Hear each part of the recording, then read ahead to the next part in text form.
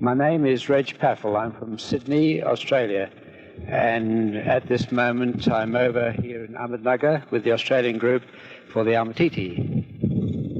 I think just after the Second World War that I heard about Baba, read his discourses, and was very impressed intellectually what he had to say. But I was fortunate enough to meet Baba in 1956 when he came to Sydney, Australia. I remember there would have been about 18 or 20 of us. We went out to Mascot to meet Baba when he arrived on his plane, and I caught a glimpse of Baba getting off the plane and waving to us, and then we had to, as a group, wait for him to come through customs with Francis and some of his, one or two of his Mandali. And I know that we were mixed up with a lot of other people who were meeting people from various planes, so that Baba couldn't really know who was there to meet and who wasn't. I was the first one. I was very close. We were to go over to Baba's house, the four of us, and wait for Baba and see him into his chair, and to bring him over to the meeting hall. At that moment, I was right on my toes, at least I'd learned that much, and I raced over towards Baba. By this time, he was sitting in the chair. I was the first one, and I suddenly thought, the other three gillies, they haven't caught the signal. So I turned around, they come on, sort of thing like that. And when I turned around, Baba was going like this at me, as if to say, when I call you, you must come to me and never take your eyes anywhere else. And he sort of shook his finger at me.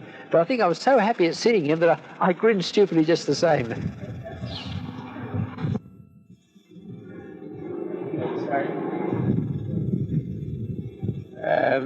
August the 10th in 1956, when I met Baba privately, Baba's first words were, I needn't repeat them, but they were such that they surprised me at the time, but it wasn't until 10 years later that it suddenly struck me that what he'd said was something that I'd put into a letter I'd written to him years previously. And he'd more or less repeated what I'd said in that letter. In other words, he had remembered something in the letter I'd written to him years beforehand, and he'd met thousands upon thousands of people since. And I was staggered that he could possibly remember anything that I put into a letter all those years after.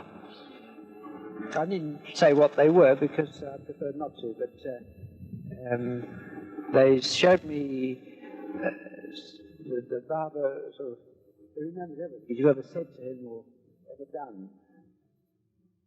And that we were so darn dumb we forget half the time.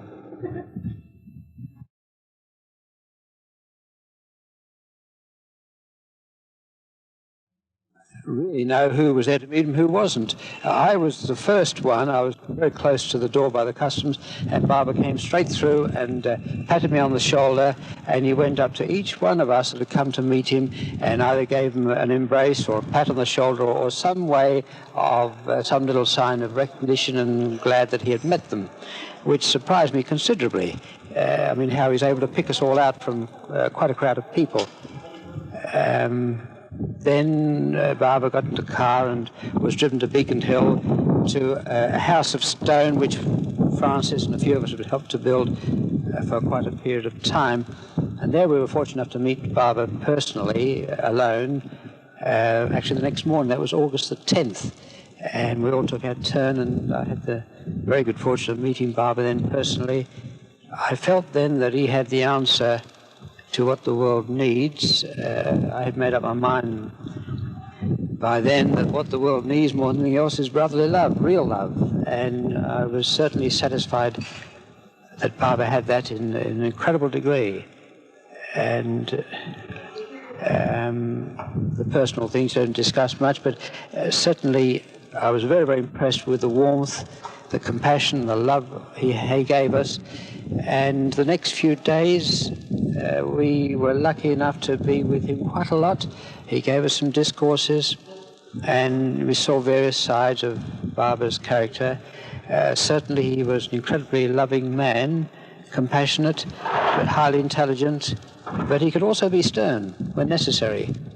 And I think that we all noticed that on that trip. And also in 1958, he came back up to Queensland, to Avatar's abode, again where quite a few of us have been building a place with Francis for him.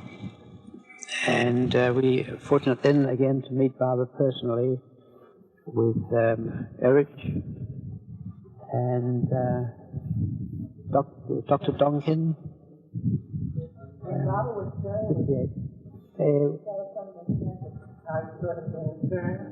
Being stern, yes. In 1958, he had just arrived at Avatar's abode, and he called all of us up into the meeting hall, and there I got an impression of sternness. He sort of put us all on the line, as it were, to saying, and asked us to put up our hands, those that would devote the rest of our lives and be his man. I felt then that he was sort of putting us right on the line. There's one or two that felt that they had to be quite honest and felt that they couldn't do what was required of them, and to them he was very loving and very understanding and very loving. But mostly, I would say, Baba did, with me, give an impression of possessing an incredible amount of love, quite incredible, and he had the capacity for heightening your consciousness. And I think that was the first time, well, if you'd known that love before, or if you'd met it when I think that was the first time, well, if you'd known that love before, you certainly felt you met it when you met Baba. And again in 1962 was the last time I saw Baba, the 1962 gathering in Pune, which was quite remarkable. But there, Baba was different again. It was to me like a loving father whose job was done, and he was glad to meet his children. Again, we had the good fortune of meeting him as a group, the Australians, of a morning, and it was a very colourful gathering, that particular gathering. He met there in Guru Prasad thousands of people who had come from all over India, and we saw the patience of him as he greeted each one individually. As regards stories about Baba, I did notice little things you'd notice about Baba that are unusual. One was that in 1962, Baba was sitting on a chair on a slightly raised platform so that everyone could see him, and we were like a long, what do you call it, a long tent, like a long tent. There must have been 2,000 or 3,000 people sitting down, and we were all under a light canvas, and birds kept coming in, and they could have flown anywhere, but they kept circling right around Baba, as if drawn through like a magnetic to a steel. To me, that little things like that impressed me. Another was in 1956, when I first met Baba. I was outside talking to Ted Jolly, who we'd got to know for some time and helped build it at Beacon Hill. It was Ted Jolly, Francis, and myself. And we were talking when the word came through that we should go inside and listen to Baba. Baba wanted us all to hear some statement from him. And I knew that it was utterly impossible for Baba to see us from where he was. There was about 2 thicknesses of brick wall between where we were outside and Baba. Anyway, we said, sorry, Ted, we've got to go inside. Now, Ted did not come in with us because he could not accept Baba. And we left Ted outside.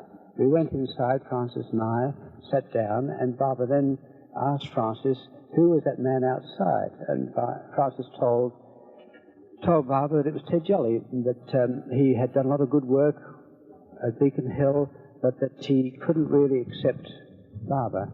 So Baba sent for him, and in came Ted, and Baba embraced him, and finally Ted went outside. But I was very impressed with the fact that it was utterly impossible for Baba to know that anybody was outside. And it had me wondering at that time, but little things like that made me realize that Baba was most unusual. Did Baba ever say anything particularly On the first visit? Yes, I think he does. On the first visit? Yes, I think he does. Probably to everybody. But certainly what he said to me showed that he knew my character, probably better than I myself.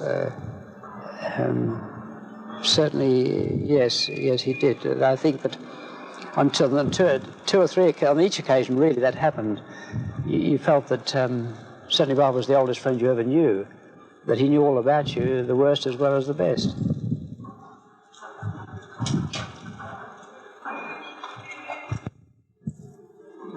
You got me there.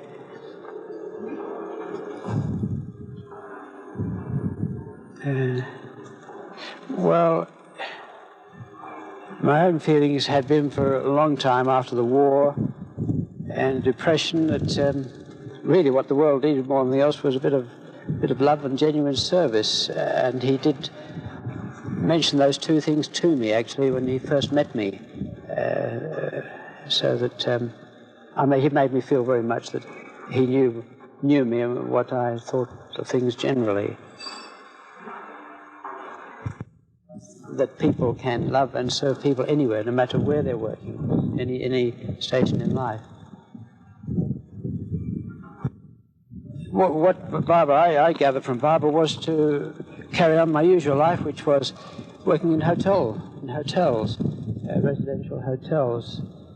And again, I think Barbara indicated in 1962 that what he wanted us to do was not anything different to what we've been doing in the past, only in a different way. In other words, to do whatever job you do in life to the best of your ability, and whatever love and service you can bring into it to your fellow man.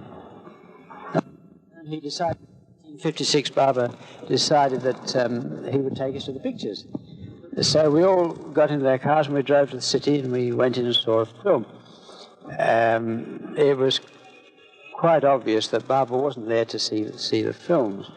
I was fortunate enough to sit right behind Barbara, and I noticed I had enough sense to keep my eyes on him all the time, and he covered his head with a shawl, and he wasn't looking at the screen at all. He was doing his work in that theatre, whatever it was.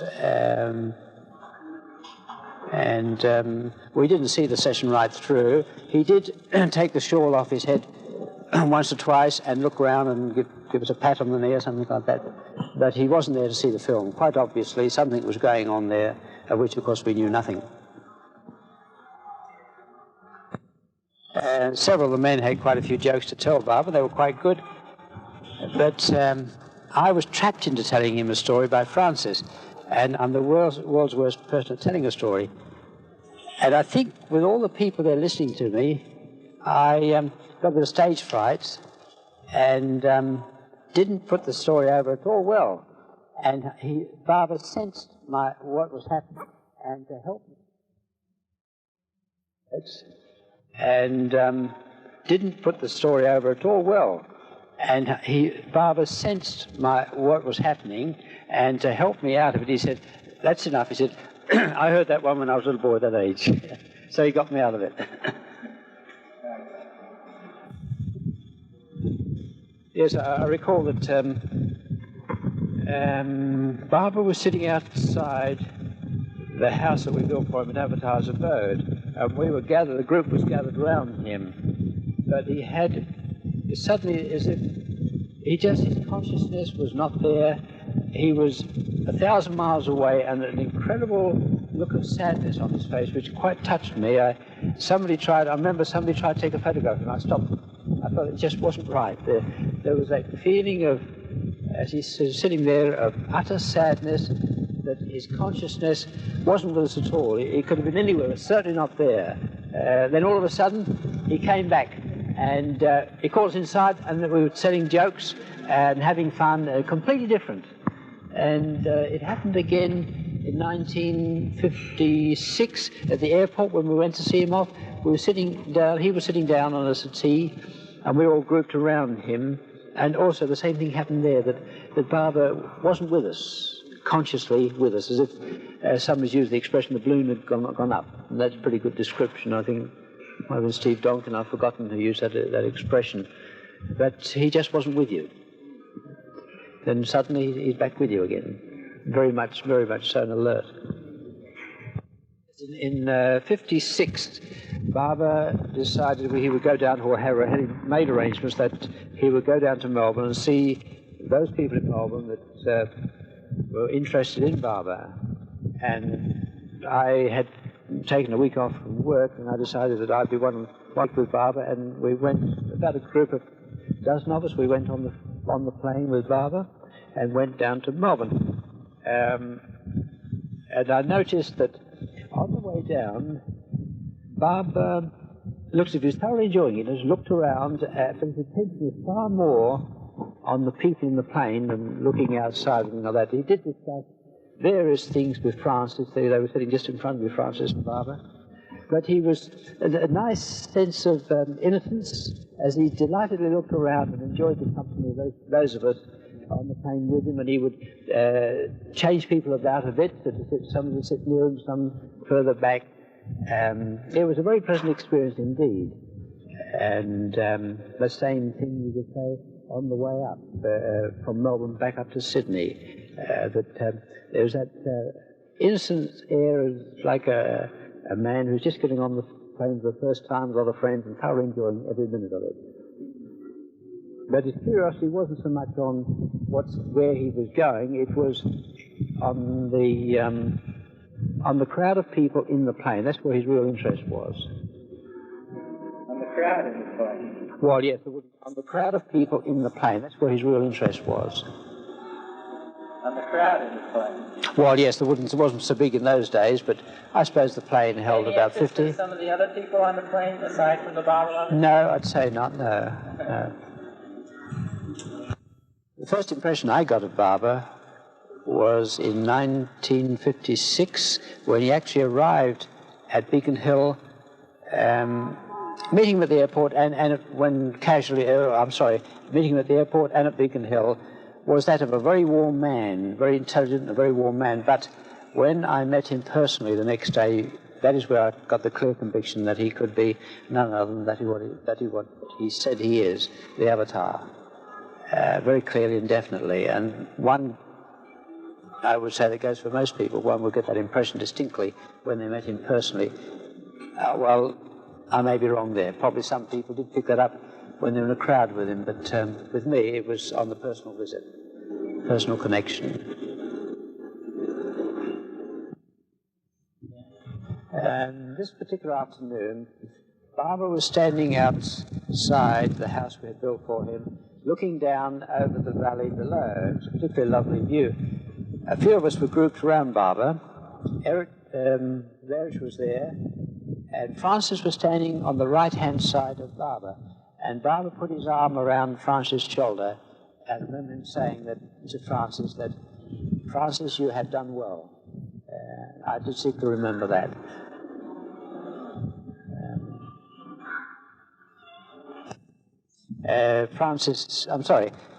Baba on one occasion said to Francis that in time to come, hundreds of people would come to Avatar's abode. At that time, it was a very isolated area, and there was only a few of us that ever used to go to Avatar's abode. On the annual gatherings, there would sometimes only a matter of 5 or 6 people. But since then, of recent years, there has been as many as hundreds that turned up to Avatar's abode on the anniversary of Baba's visit there.